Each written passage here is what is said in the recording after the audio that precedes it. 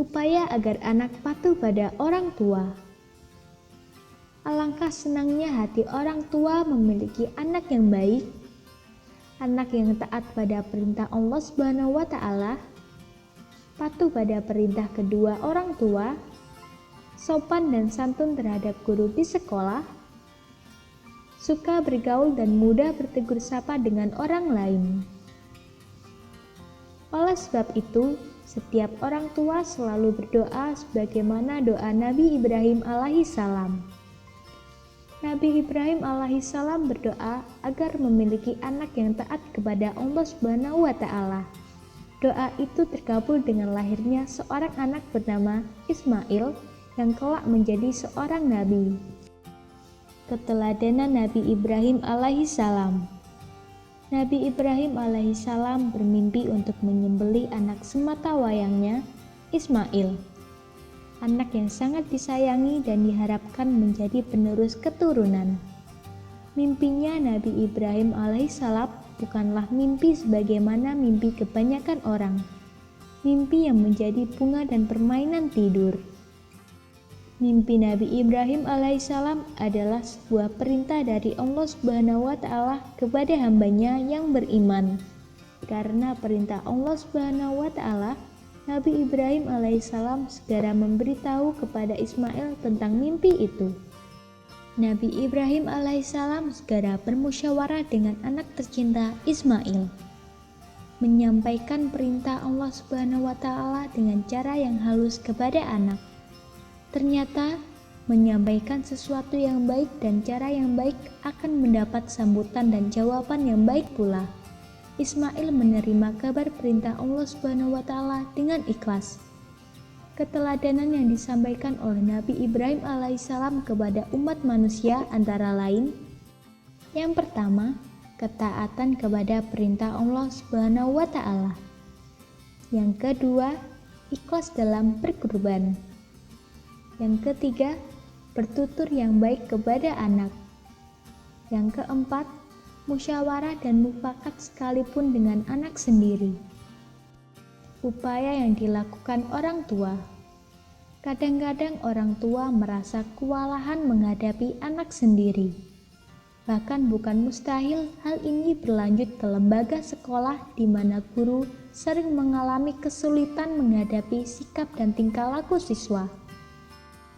Seringkali orang tua menyerahkan masalah anak kepada pihak sekolah semata. Sementara di lingkungan keluarga, orang tua merasa tak berdaya menghadapi anaknya. Anak tidak mau patuh dan sering berlaku tidak sopan. Tentu saja kondisi ini akan menyulitkan para guru di sekolah. Pendidikan anak berawal dari lingkungan keluarga, sebagaimana halnya Nabi Ibrahim alaihissalam menerapkannya. Kita sebagai orang tua tentu saja tidak mungkin menyamai keteladanan sebagaimana yang ditunjukkan oleh Nabi Ibrahim alaihissalam. Namun demikian, kita perlu berusaha untuk selalu menciptakan kondisi di mana anak-anak dapat patuh pada orang tua, taat kepada Allah Subhanahu wa Ta'ala, hormat pada guru, dan sopan dalam bergaul. Upaya tersebut antara lain menciptakan nuansa ibadah di rumah tangga. Kedua orang tua perlu melaksanakan sholat karena sholat adalah tiang agama. Kemudian berdoa dan beribadah lainnya seperti membaca Al-Quran dan lain sebagainya. Dengan upaya ini akan mendorong anak untuk melakukan ibadah sholat dan ibadah lainnya. Sering berdiskusi dengan anak.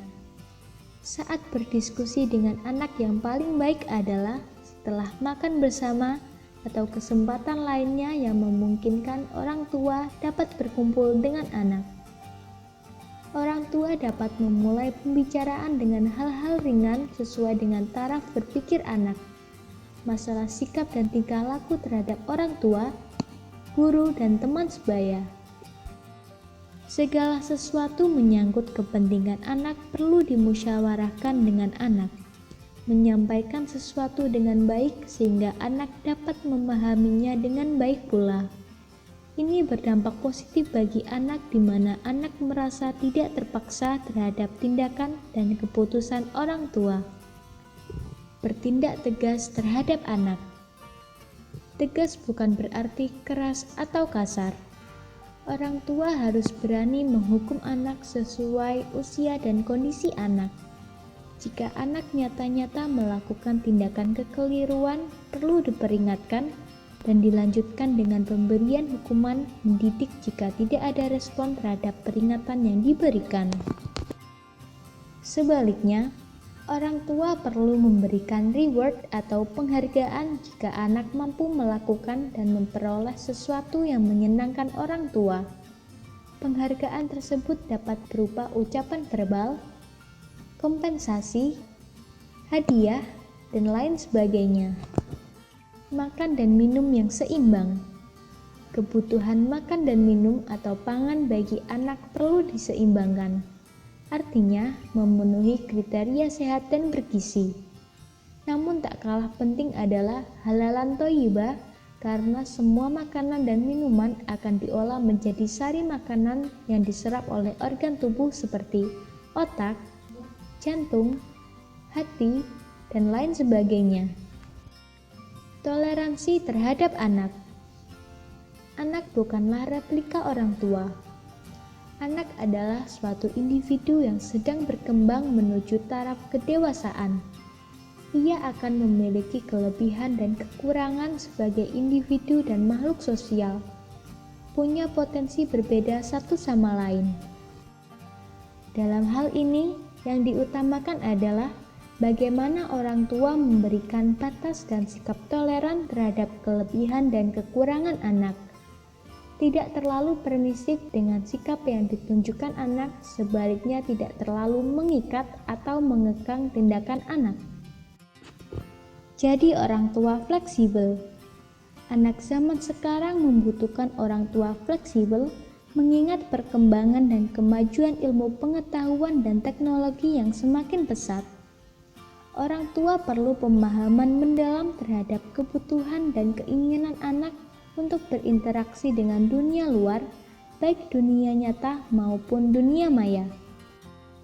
Upaya-upaya yang dilakukan di atas hanyalah alternatif agar anak patuh pada orang tua.